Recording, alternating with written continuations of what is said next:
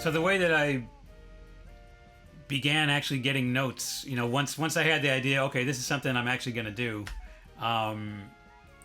In an evening, I got out the bass and I came up with 10 bass lines, just something to work from, like the first tune,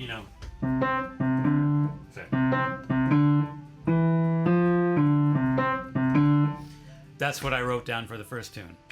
So basically, in one evening, and maybe in like an hour, I had kind of the framework of the whole thing. Because I just, okay, here's a bass line,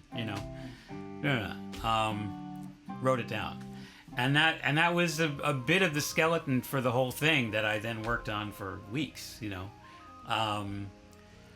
Then I kind of set a rhythm for myself. It's like, okay, I'm going to write 2 tunes a day for 5 days so that I have 10 tunes that I can work from. So I just, I'd sit there and hammer it out. And it generally took all day, and maybe I would get done with one. I'd go for a walk, go for a bike ride, something, just get out, and then come back and work some more, and then,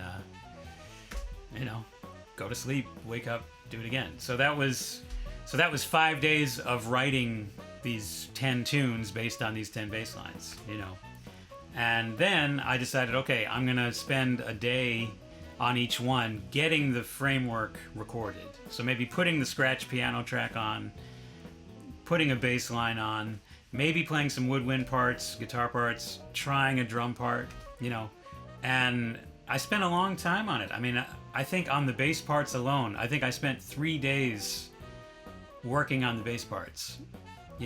Things that were already there pretty much, but just making sure that everything lined up how I wanted. Maybe, it actually needs a fill here,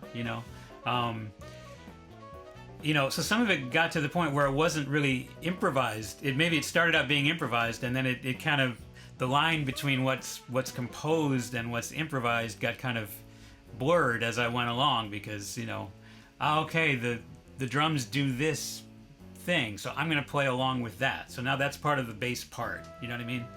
So I kind of went through that with every instrument.